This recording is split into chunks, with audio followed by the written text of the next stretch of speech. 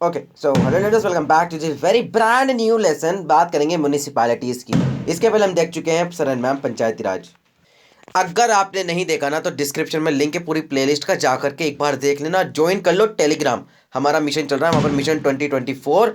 And आपको वहाँ पे ज्वाइन करना है। डेली टारगेट्स वहाँ पे मिलते हैं, वीकली टारगेट्स आपको मिलते हैं, टेस्ट वगैरह रिसोर्स वगैरह सबके सब वहाँ पर आपको अवेलेबल करा दिए, तो फ्री ऑफ कॉस्ट। यार क्या पैसे लेंगे आपसे, ठीक है। तो बस इतनी सी आपको इन्फॉर्मेशन देनी थी। बात करते हैं आज का टॉपिक हमारा, जो कि सर मैम म्यूनिसिपैलिटीज़ है, ठीक है। तो अर्बन लोकल गवर्नमेंट इसको बोलते हैं। देखिए बहुत ही हाई यील्ड सीरीज़ है, इसके अलावा और कुछ भी कहीं से देखने की ज़रूरत नहीं पड़ेगी किसी पर्टिकुलर टॉपिक को लेकर के, ठीक है। पॉलिटी एंड गवर्नेंस बेस पे छोड़ दो, आप पूरी की पूरी तैयारी आपकी करवा दूंगा along with the revision and tests. तो पूरा एग्जाम रेडी आपको बना देंगे, there is no need to worry at all. बात रही 7th एडिशन के जो न्यू एडिशनल चैप्टर्स हैं, उसका भी मैं अलग से ही पूरा का पूरी टॉपिक लेकर के आऊँगा, डिस्कस करेंगे, राइट। बात करें, देखिए there are 8 types of urban local governments in India. हम बोलते हैं municipal corporation, municipality, notified area committee, town area committee, cantonment board, ministry of home के अंदर आते हैं, सॉरी डिफेंस के अंदर आते हैं, टाउनशिप, उसके अलावा पोर्ट ट्रस्ट, उसके अलावा special purpose agency. Sir ma'am ठीक है, यहाँ तक कंप्लीट हो गया आपका। ये बेसिकली सर मैम जब हम बात करते हैं 74th अमेंडमेंट एक्ट, जो कि कब आया था आपका 1992 में, एक महीने का गैप के बीच में। क्या बात कर दी हमने, इसकी बात कर दी किसके, 73rd के बारे में, ठीक है। तो 73rd के एक महीने बाद आपका 74 तक है। तो सेंट्रल लेवल पे अगर हम बात करें तो अर्बन लोकल गवर्नमेंट जो है इस डील विद फॉलोइंग 3 मिनिस्ट्रीज। आपके पहली है आपके sir and ma'am ministry of housing and urban affairs, second है आपके ministry of defence in case of containment board, हमने बात करी थी, and ministry of home affairs in case of union territories, ठीक है सर मैम। आगे बढ़े तो जैसे हमने पंचायती राज के टाइम पे देखा था सर मैम, उसके अंदर पूरी आपकी कवर है, ठीक है। तो 30-35 मिनट का वो लेक्चर है, जाकर के देखना। हिस्टोरिकल पर्सपेक्टिव इवोल्यूशन हमने उसमें भी देखा था, इसके अंदर भी देखेंगे। तो सबसे पहले आता है आपका 1688 के अंदर जो इंडिया के अंदर पहली कॉरपोरेशन बनी थी। नाम बताना है आपको, कौन से गवर्नर जनरल था उस टाइम पे यहाँ पर, या फिर आपकी अगर हम बात करें तो कौन सी अथॉरिटी थी, ठीक है। तो first municipal corporation in India Madras में आई थी। फिर सेकेंड अगर हम बात करें तो आपके बात करते हैं 1726 में म्यूनिसिपल कॉर्पोरेशन, ये बॉम्बे एंड कलकत्ता में आ गई। तो पहले मद्रास, फिर बॉम्बे, कलकत्ता में, ठीक है। लॉर्ड मेयो का रेजोल्यूशन था 1870s में कि फाइनेंशियल डिसेंट्रलाइजेशन होना चाहिए, तो लोकल सेल्फ गवर्नमेंट के इंस्टीट्यूशन बनाए जाएंगे। लॉर्ड मेयो को क्या बोलते हैं, फादर ऑफ, या ओके अच्छा सॉरी, लॉर्ड मेयो को नहीं बोलते, लॉर्ड रिपन को बोलते हैं, exactly Lord Ripon, Lord Ripon को बोलते हैं 1882 में। इनको Magna Carta of local government भी कहा जाता है ना, आपके as a card of as called basically अगर हम बात करें local self government in India. तो मैग्ना कार्टा किसको कहते हैं कि आपका लॉर्ड रिपन का जो रेजोल्यूशन था 1882 का, तो याद रखना बहुत इंपॉर्टेंट है, स्टार लगा दिया मैंने। बात करें जो रॉयल कमीशन था 1907 में आया था ऑन डिसेंट्रलाइजेशन, ये बेसिकली 1909 की रिपोर्ट के अंदर मेंशन था। एंड इसका चेयरमैन कौन था, होब हाउस, इसका चेयरमैन कौन था, होब हाउस, याद कर लेना बहुत इंपॉर्टेंट है। आगे देखें, आगे देखते हैं कि अंडर द डायरकिकल जो आपका स्कीम है introduced in provinces by the government of India act 1919 के अंदर, ठीक है। तो 1990 के अंदर आपको देखने को मिलेगा कि ये ट्रांसफर्ड सब्जेक्ट का पार्ट है, एंड ये इंडियन मिनिस्टर्स के अंदर था। तो इस तरीके की चीज़ें इंडियंस को ही पकड़ाते थे वो। बात करें 1924 की, तो कंटेनमेंट बोर्ड एक्ट पास किया गया सेंट्रल लेजिस्लेचर के द्वारा। एंड 8th पार्ट है आपका जो गवर्नमेंट ऑफ इंडिया एक्ट 1935 है। अच्छा एक्ट से रिलेटेड मुझे बात याद आई कि हमने एक सीरीज बनाई थी important act that transformed India. Important judgments अलग है, एक्ट्स अलग हैं, तो एक्ट्स के अंदर भी काफ़ी एक्ट डाल दिए मैंने। एंड अगर आप चाहेंगे तो डेफिनेटली यार, हम 1947 तक के सारे एक्ट्स को कंप्लीट कर चुका हूँ, एक बार जा करके देखना यार, लिंक डिस्क्रिप्शन में और प्लेलिस्ट में भी जा करके आप देख सकते हैं। तो प्रोविंशियल ऑटोनॉमी का अगर लोकल सेल्फ गवर्नमेंट की बात करते हैं तो इसके अंदर प्रोविंशियल सब्जेक्ट उसको माना गया। कमिटीज़ की अगर हम बात करें आज तक को लेकर के, तो कॉन्स्टिट्यूशनलाइजेशन इसका 1989 की जब हम बात करते हैं तो राजीव गांधी गवर्नमेंट, तो इन्होंने काफ़ी काम करने की कोशिश करी लेकिन ठीक है। तो ये जो 65th कॉन्स्टिट्यूशनल अमेंडमेंट बिल था, नगर पालिका बिल जिसको कहते हैं, लोकसभा में इंट्रोड्यूस किया गया। एंड ये फिर वही राज्यसभा में हार गया, ठीक है 1989 में, ठीक है। तो समझ गए आप ये बात। तो 2 बार बिल आ रहे हैं इनके, तो पंचायत से रिलेटेड एंड म्यूनिसिपैलिटी से रिलेटेड।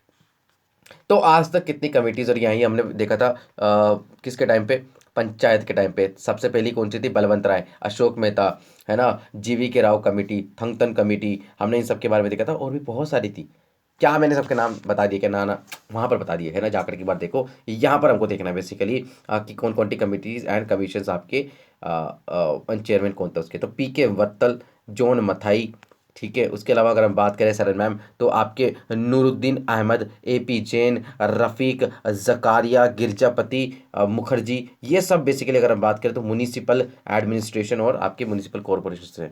KN सहाय और CM कोरिया, ठीक है, ये हम की बात करते हैं। तो नेशनल फ्रंट गवर्नमेंट ने, जो कि VP सिंह के अंदर थी, इन्होंने एक रिवाइज्ड नगर पालिका बिल लेकर के आए थे 1919 में, लेकिन बिल पास नहीं हुआ, लैप्स हो गया। क्यों? क्योंकि सरकारी गिर गई इनकी। तो फिर आते हैं हमारे नरसिम्हा राव, सेम कहानी है, सेम कहानी जिसे पंचायत में पड़ी थी। स्किप करते हैं थोड़ा सा। इन्होंने 74th अमेंडमेंट पास किया, जो कि पास हो गया। तो इसने नया पार्ट जोड़ा, पार्ट 9A।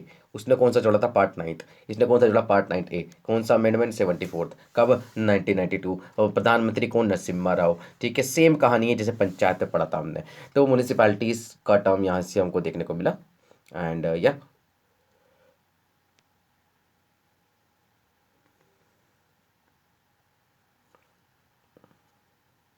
या okay, so sorry for that. अच्छा, बात करते हैं कि 18, अच्छा हमने बात करी थी उसके अंदर 243 से लेकर के 243 ओ तक थे ना। तो इसके अंदर ओ के बाद क्या था? पी। तो 243 P से लेकर के ZG तक आपका ये है। ठीक है, तो 18th फंक्शनल आइटम डाले गए इसके अंदर। आर्टिकल 243 WA के अंदर इसके बारे में मेंशन है।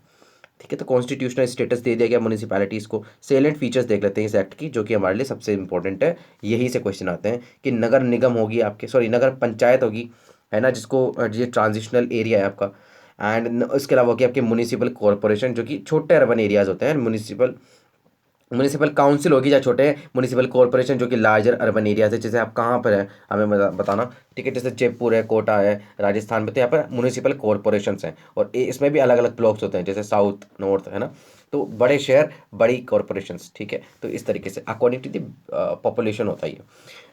ओके, एक एक्सेप्शन है इसका, और वो क्या है सर मैम? ये बहुत इंपॉर्टेंट है। If there is an urban area जहाँ पर municipal services being provided by the industrial establishment, तो गवर्नर जो होगा वो स्पेसिफाई करेगा that area to be an industrial township. In such case municipalities में नॉट बी कॉन्स्टिट्यूटेड। समझ गए कितना ज़रूरी चीज़ यहाँ पर मैंने आपको बता दी। उसके बाद अगर हम बात करें, गवर्नर के पास जो पावर है ना, हैज़ द स्पेसिफाई कि वही बता सकता है कि ये ट्रांजिशनल एरिया या नहीं है। तो इसके अलावा स्मॉलर जो आपके एरियाज़ हैं, लार्ज अर्बन एरियाज़ हैं, कीपिंग इन व्यू दैट, यानी कि गवर्नर के पास ताकत है, बता सकता है वो कि या तो transitional area, small area, large area है। तो कैसे बताएगा? तो उन्हीं के बेसिस पे आपके ये बनते हैं फिर। तो जैसे पॉपुलेशन है, उसके अलावा डेंसिटी, पॉपुलेशन कितनी है, रेवेन्यू जनरेट हो रहा है कि लोकल गवर्नमेंट से कितना, percentage of employment in non agriculture and economic importance. ठीक है, उसके अलावा लास्ट आपके किस कुछ अदर फैक्टर्स एज ही में फाइंड डीम फिट। ओके, तो इसको लेकर के कंपोजिशन को लेकर बात करें तो इलेक्टेड डायरेक्टली, इसके जो मेंबर्स होते हैं वो डायरेक्टली इलेक्ट करते हैं by the people of municipal area. And या इसको हम वोट्स बोलते हैं, जिसको वार्ड पार्षद आपने सुना होगा, वार्ड पार्षद। ओके, अच्छा एक कहानी लेकर के आऊँगा वार्ड पार्षद को लेकर के, पार्षद पति। ठीक है, कभी बताएंगे उसके बारे में। जैसे पंचायत लेवल पे, पंचायत लेवल पे सरपंच पति होते हैं, यानी कि महिलाओं को खड़ा कर देते हैं, फिर खुद ही चलाते हैं अपनी, है ना। बस वो सब चीज़ें। तो जैसे वार्ड पार्षद भी होते हैं, पार्षद पति वो बोलते हैं। बात करते हैं पर्सन हैविंग स्पेशल नॉलेज, और मतलब ये बेसिकली बात कर रहा हूँ रिप्रेजेंटेशन किन किन को लोगों को म्यूनिसिपैलिटीज़ में मिल सकता है। एंड या कि इनका इलेक्शन का मैनर कौन डिसाइड करता है? State legislature. तो स्पेशल नॉलेज होनी चाहिए, एक्सपीरियंस म्यूनिसिपल में, right to vote in municipality meetings में, member of Lok Sabha and state assembly representing constituency wholly और पार्टली जो म्यूनिसिपल एरिया में पड़ती है, member of Rajya Sabha, chairperson of the committee. Ward committee की बात कर लें तो वार्ड कमेटी बेसिकली बनते हैं आपके एक या दो वार्ड्स को मिला, एक से ज़्यादा वार्ड्स को मिला करके। ठीक है, 3 लाख या 3 लाख से ज़्यादा की जहाँ पर पॉपुलेशन होती है। उसके अलावा अगर बात करें, उसके अलावा अदर कमिटीज़ भी होती हैं वार्ड कमिटीज़ के अलावा भी। उसके अलावा रिजर्वेशन की अगर हम बात करें सर मैम, तो इसके अंदर reservation not less than 1/3 of the total member of the seats, किन के लिए? वुमेंस के लिए। ठीक है, और SC STs तो है ही सर इसके अलावा। ओके, तो चेयरपर्सन का जो चेयरपर्सन की जो सीट्स हैं, ऑफिस है, वो chairperson in the municipalities for the scheduled caste and scheduled tribes shall cease to have effect after the experience of the period of specified area in the article 334। Duration 5 साल का रहता है इनका भी।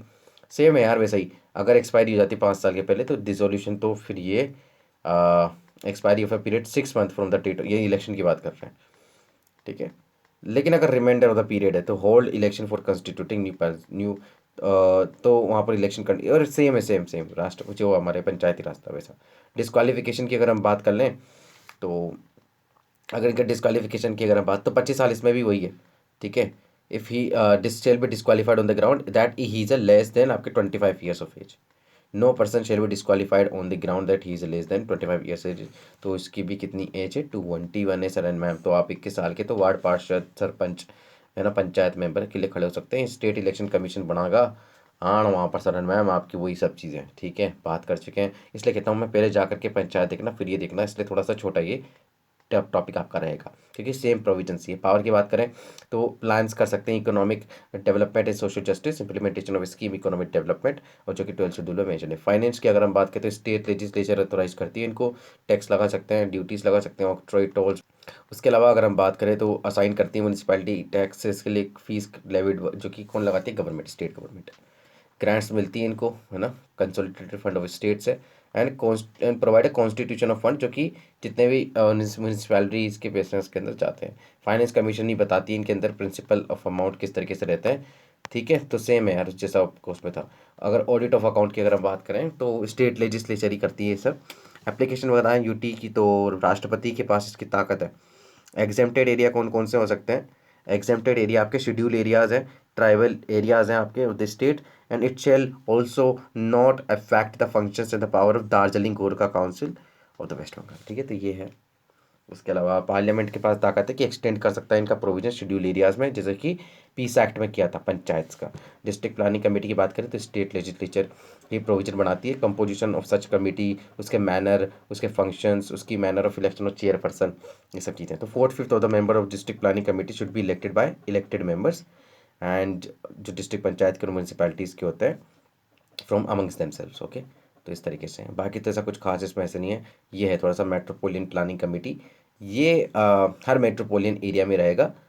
To planning committee to prepare a draft development plans. तो state legislature ही provision बनाती है विद रिस्पेक्ट टू दिस, कि इसका कंपोजिशन, मैनर ऑफ इलेक्शन, सब चीज़ें। और इसके अंदर भी 2/3 मेंबर जो होंगे मेट्रोपोलियन से, वो आपस में ही मेंबर अपने इलेक्ट कर लेंगे, जो म्यूनसिपैलिटीज़ हैं, पंचायत वाले एरियाज़ हैं वहाँ से, ठीक है। और आपका या सेम सेम सेम सेम जैसे हमने बात की थी पंचायत में, तो इनकी इलेक्शंस में भी बार है interference by the court, simple. तो पिटिशन जब तक नहीं जाएगी जब तक नहीं होगा, समझ गए। 12th शेड्यूल में कौन कौन से मैटर्स है जो कि इनके अंदर आते हैं, 18th मैटर है, उसके अंदर कितने थे, 27 थे कि 29 थे, मुझे बताना आप, है ना। तो एक बार बताइएगा देख करके, फिर देखेंगे आगे। तो इसके अंदर 18 है, जैसे अर्बन प्लानिंग, उसके अलावा regulations of land use, construction of building, planning of economic social development, road bridge water supply वगैरह। उसके अलावा पब्लिक हेल्थ की हम बात करते हैं, fire safety, urban forestry, safeguarding, slum, urban poverty missions, elevations, है ना, पार्क गार्डन्स जो कि अर्बन एम्यूनिटीज़ होती हैं, cultural and educational aesthetic aspects, burial cattle ponds, vital statistics, public amenities, regulation of slaughter houses and tanneries.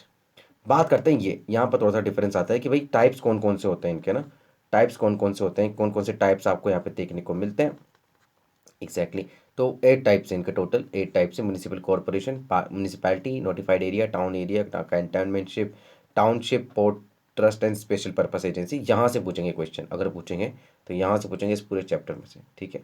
तो यहाँ पर अब आपको ध्यान देना है बहुत ज़्यादा, एक एक करके सारे को हम लेकर के चलेंगे। सबसे पहले हम पढ़ते हैं म्यूनिसिपल कॉर्पोरेशन के बारे में, ठीक है। सबसे पहले पढ़ेंगे म्यूनिसिपल कॉर्पोरेशन के बारे में। ओके, सो म्यूनिसिपल कॉर्पोरेशन बड़ी सिटीज़ में बनते हैं, जैसे दिल्ली, मुंबई, कोलकाता, हैदराबाद, बैंगलोर एंड अदर्स। तो ये उन स्टेट्स में बनते हैं या फिर उन सिटीज़ में बनते हैं, तो according to the state legislature for sure, है ना। तो या एंड यूनियन टेरिटरीज में बाई एक्ट ऑफ पार्लियामेंट, ये तो पता है ना, सिंपल चीज़ें बताने की ज़रूरत नहीं है। तो एक कॉमन एक्ट है बेसिकली जितनी भी म्यूनिसिपल कॉर्पोरेशन है इन स्टेट, और एक सेपरेट एक्ट होता है फॉर ईच म्यूनिसिपल कॉर्पोरेशन। इस तरह की हम बात करते हैं तो 3 अथॉरिटीज़ इसके अंदर होती है एक म्यूनिसिपल कॉर्पोरेशन के अंदर, ठीक है। एक होती है आपकी काउंसिल, दूसरी होती है स्टैंडिंग कमेटी, बहुत ध्यान से सुनना, आराम से इसलिए पढ़ा रहा हूँ, एक होते हैं कमिश्नर, ठीक है। Municipal corporation 3 authorities, council, standing committee, commission, commissioner. तो काउंसिल की बात कर लें, पहले काउंसिल कर लेते हैं। तो ये डेलिबरेटिव और लेजिस्लेटिव विंग, क्या है, deliberative and legislative wing of the corporation. ये कानून बनाती है, डिस्कशन वगैरह सब इसी के अंदर होते हैं, राइट। एंड इसके अंदर जो काउंसलर्स होते हैं, है ना, जो हम वार्ड पार्षद वगैरह जो बोलते हैं, तो बेसिकली सरन मैम इसी के अंदर बेसिकली वो लोगों के द्वारा डायरेक्टली इलेक्टेड होते हैं, एज वेल एज इसमें कुछ आपके नॉमिनेटेड मेंबर्स भी होते हैं। क्या होते हैं, नॉमिनेटेड मेंबर्स भी होते हैं जिनका एक्सपीरियंस है म्यूनिसिपल एडमिनिस्ट्रेशन वगैरह में, ठीक है। तो इसके जो उसके अगर हम बात करें तो इनका जो काउंसिल का कंपोजिशन होता है उसके अंदर भी रिजर्वेशन ऑफ सीट्स आपको देखने को मिलेगी। इसको हेड कौन करता है? डेफिनेटली कौन करता है? मेयर करता है। कौन करता है? मेयर करता है। यानी को असिस्ट कौन करते हैं? आपके डेप्यूटी मेयर। कौन करता है? Deputy mayor. अब ये अलग अलग सिस्टम है यार इसमें। तो ये इलेक्ट होते हैं by a majority of states for 1 year renewable term. क्या बोला मैंने? 1 ईयर रिन्यूएबल टर्म। ठीक है, 1 साल के लिए इनका री इलेक्शन हो सकता है। ठीक है, आगे देखें। इज बेसिकली ऑर्नामेंटल फिगर, जैसे आपके गवर्नर है, राष्ट्रपति है ना, उस तरीके से। तो काउंसिल की जितनी भी मीटिंग्स होंगी ना उसको चेयर कौन करता है? आपका मेयर। नेक्स्ट आता है आपका स्टैंडिंग कमेटी। अब स्टैंडिंग कमेटी क्या होती है Saran ma'am? Standing committee facilitate करती है काउंसिल की वर्किंग्स को। ठीक है, और ये जो कि बहुत बड़ी होती है कि आपकी काउंसिल, तो उसके छोटे रूप में पब्लिक वर्क की कमेटी बन गई, एजुकेशन, हेल्थ, टैक्सेशन की। ठीक है, तो ये फिर उन मैटर्स में रिलेटेड आपके डिसीजन लेते हैं। नेक्स्ट सरन मैम आपके म्यूनिसिपल कमिश्नर। ठीक है, म्यूनिसिपल कमिश्नर जो कि रिस्पॉन्सिबल होते हैं इम्प्लीमेंटेशन ऑफ द डिसीजंस। क्या बोला मैंने? आपका इम्प्लीमेंटेशन ऑफ द डिसीजन जो कि आपके काउंसिल और स्टैंडिंग कमेटी लेती है। तो ये आपका चीफ एग्जीक्यूटिव अथॉरिटी है। कौन है आपके? Chief executive authority. ठीक है, एंड इनको कौन अपॉइंट करते हैं? आपके स्टेट गवर्नमेंट करते हैं, generally a member of IASC ये आपके होते हैं। ठीक है, तो आपका पहला हमने पढ़ लिया म्यूनिसिपल कॉरपोरेशन। अब हम पढ़ेंगे म्यूनिसिपैलिटी। तो ये कहाँ पर होते हैं? आपके टाउन्स एंड आपके स्मॉलर सिटीज़ में। क्या बोला मैंने? टाउन्स एंड आपके स्मॉलर सिटीज़ में। ठीक है, तो वो यार सब चीज़ें, इनको अलग अलग नामों से भी जाना जाता है। जैसे हम बात करें municipal council, municipal committee, municipal board, borough committee, city municipality, blah blah other other. ठीक है, अब ये जो होते हैं ना, इसके अंदर 3 अथॉरिटीज़ होती है, council, standing committee, chief executive officer. Exactly like that, same चीज़ें आगे नहीं बताऊंगा वापस से, है ना। और जो अगर, हाँ बस ये देख लो कि जो चीफ एग्जीक्यूटिव ऑफिसर होता है वो day to day general functions करता है और स्टेट गवर्नमेंट इनको अपॉइंट करती है। नेक्स्ट है सर में आपका नोटिफाइड एरिया कमेटी। क्या बोला मैंने? Notified area committee. इसको भी बनाया जाता है जहाँ पर बेसिकली नोटिफाइड एरिया कमेटी का is created for the administration of 2 types of areas. एक तो होते हैं आपके जो फास्ट डेवलपिंग एरियाज हैं, ठीक है, टाउन ड्यू टू आपकी इंडस्ट्रियलाइजेशन, और एक बेसिकली ऐसे टाउन्स, एग्जैक्टली, रुकिए, ऐसे towns which does not yet fully fulfil all the condition necessary for the constitution of municipality. यानी कि म्यूनिसिपैलिटी नहीं बन पा रहे हैं लेकिन शहर में बहुत करीब है, तो वो नोटिफाइड एरिया कमेटी वहाँ पर बनाते हैं। ठीक है, तो इसको कौन बनाता है? स्टेट गवर्नमेंट बनाती है आपके, है ना, या स्टेट लेजिस्लेचर, स्टेट गवर्नमेंट बनाती है। एंड या तो स्टेट म्यूनिसिपल एक्ट के थ्रू ये सब काम करते हैं। And unlike municipality it is entirely A nominated body. ये बहुत इंपॉर्टेंट है, ये पूरी आपके नॉमिनेटेड बॉडी होती है, म्यूनिसिपैलिटी की तरह नहीं जहाँ पे इलेक्टेड मेंबर्स होते हैं, कुछ नॉमिनेटेड रहते हैं बस इस तरीके से। ठीक है, तो this thus it is neither an elected body nor a statutory body. ठीक है, तो क्या करते हैं? रेजोल्यूशन, क्या बोला मैंने यहाँ पर? रेजोल्यूशन या फिर गजेट के थ्रू ही लाया जाता है स्टेट गवर्नमेंट के द्वारा। क्या बोला मैंने? Notified area committee is not a statutory body. जो गजेट होता है गवर्नमेंट का उसी के थ्रू ये लेकर के आया जाता है। नेक्स्ट सर नेम आपका टाउन एरिया कमेटी। क्या क्या देख लिया हमने? म्यूनिसिपल कॉरपोरेशन देख लिया, है ना, म्यूनिसिपैलिटी देख ली, नोटिफाइड एरिया कमेटी देख लिया हमने, है ना। अब हम क्या देख रहे हैं सर मैम? अब हम क्या देख रहे हैं? हमारी टाउन एरिया कमेटी। तो अगर हम बात करें तो बहुत ही स्मॉल टाउन जो होते हैं उनके लिए ये आपके रहता है semi communal, sorry semi municipal, not communal, communal is very different. It is आपका सेमी म्यूनिसिपल अथॉरिटी रहती है जिसके अंदर limited number of civic function रहते हैं, जैसे ड्रेनेज हो गया, रोड्स हो गए, स्ट्रीट लाइटनिंग, कंजर्वेंसी। तो यस, और ये सेपरेट एक्ट के थ्रू बनाई गई है आपके स्टेट लेजिस्लेचर के द्वारा, कंपोजिशन वगैरह जो उसका होता है। एंड इसके अंदर partly elected and partly nominated members रहते हैं। क्या बोला मैंने? Partly elected and partly nominated. Notified area committee में कौन रहता है? वो फुल्ली नॉमिनेटेड होती है। जैसे अगर हम बात करें टाउन एरिया कमेटी की, तो पार्टली इलेक्टेड पार्टली नॉमिनेटेड। समझ में तो आ रहा है ना आपको? चलिए बताइएगा मैं कैसा पढ़ा रहा हूँ आप सबको। अगर अच्छा पढ़ा रहा हूँ तो यार अप्रिशिएट तो बनता है कि नहीं बनता है? बनता है ना, तो कर दीजिए फिर। बात करें कंटेनमेंट की, तो कंटेनमेंट बोर्ड ये थोड़ा सा इंपॉर्टेंट है, क्वेश्चन आने के चांसेस यहाँ से हैं।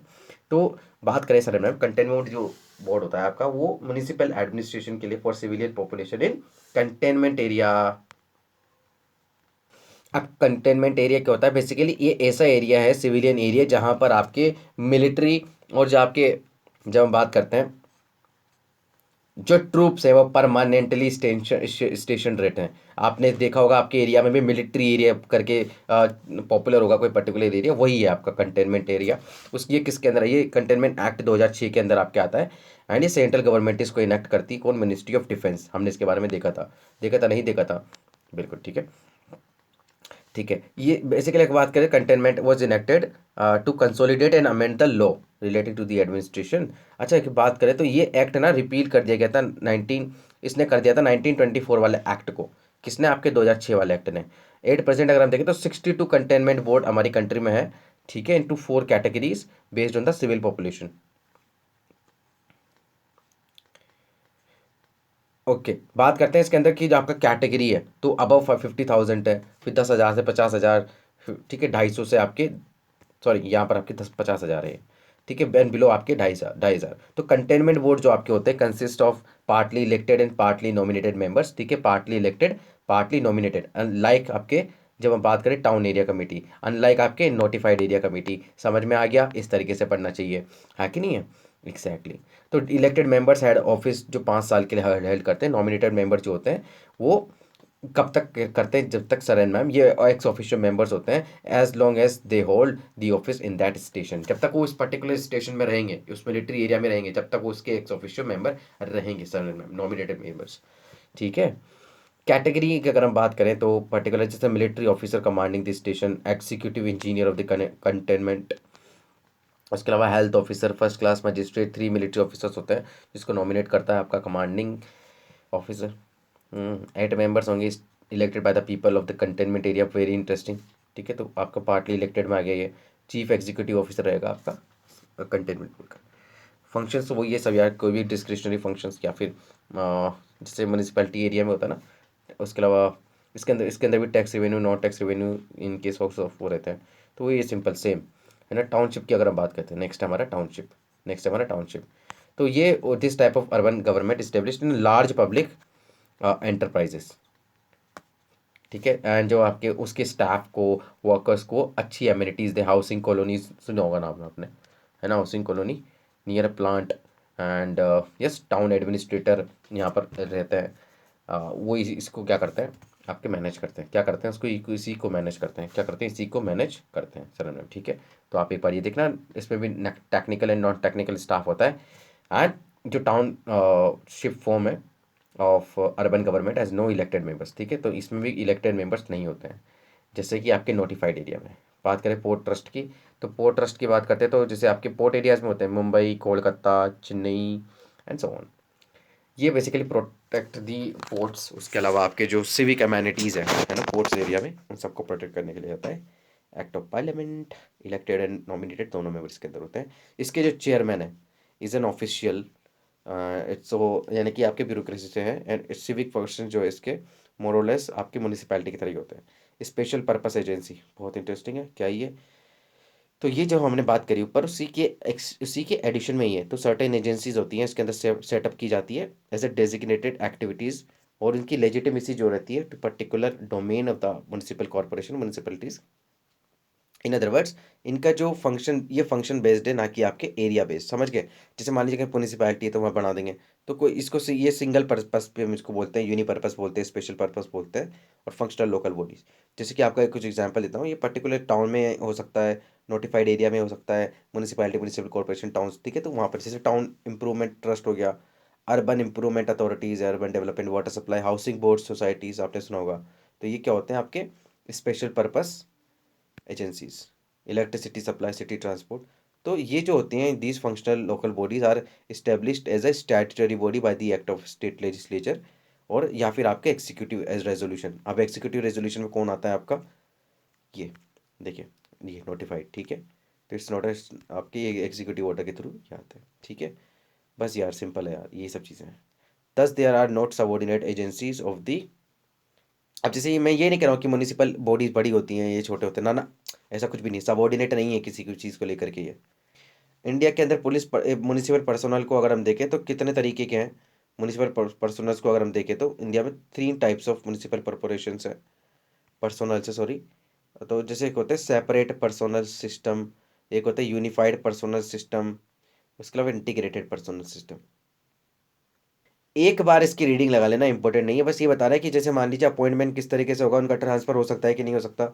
जैसे सेपरेट में लोकल बॉडी अपॉइंट करती है, वो यूनिफाइड में आपकी स्टेट गवर्नमेंट करती है ना, आपकी इंटीग्रेटेड में आपके दोनों कर सकती है, स्टेट गवर्नमेंट और लोकल बॉडीज, बस इतना ही है, इससे ज़्यादा कुछ है नहीं है। अब इसके अलावा इनकी ट्रेनिंग किस तरीके से होती है ना, तो वही सब चीज़ें, तो all India institute of local governance regional, ये सब चीज़ें आप देख लेना, इतना इंपॉर्टेंट बिल्कुल भी नहीं है ये। इंपॉर्टेंट क्या है आपका ये, कि जो म्यूनिसिपल रिवेन्यू है किस तरीके से आता है, तो टैक्स रिवेन्यू के थ्रू आता है, प्रॉपर्टी टैक्स ये लगाते हैं। उसके अलावा एंटरटेनमेंट टैक्स होता है, professional water tax on animals, lighting. Non tax revenue कौन कौन से होते हैं, जैसे आपके फीस एंड फाइन्स लगा दी, रॉयल्टी लगा दी, प्रॉफिट्स पे, डिविडेंड्स पे, interest, user charge, miscellaneous receipts, ये सब चीज़ें। उसके अलावा ग्रांट्स मिलती है, इनको कहाँ से मिलती है, आपके सेंटर और स्टेट दोनों से।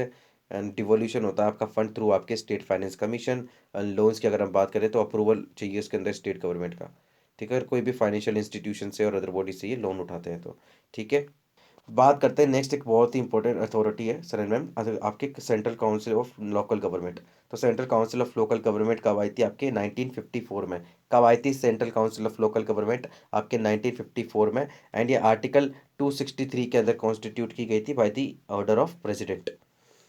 ओरिजिनली अगर हम देखें, इट इज़ नॉन एज आपके central council of local self government, बाकी इसको बाद में लोकल गवर्नमेंट बोल दिया गया।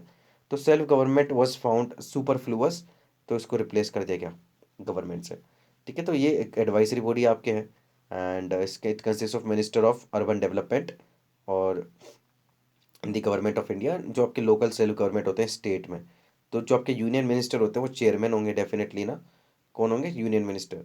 तो ये बेसिकली रिकमेंड करते हैं पॉलिसी मेटर्स को, मेकिंग प्रपोजल्स करते हैं, उसके अलावा एग्जामिन करते हैं कोऑपरेशन सेंटर स्टेट को लेकर के क्या काम हम कर सकते हैं, common programme of action, central finance assistance कैसा है ना, ये सब चीज़ें।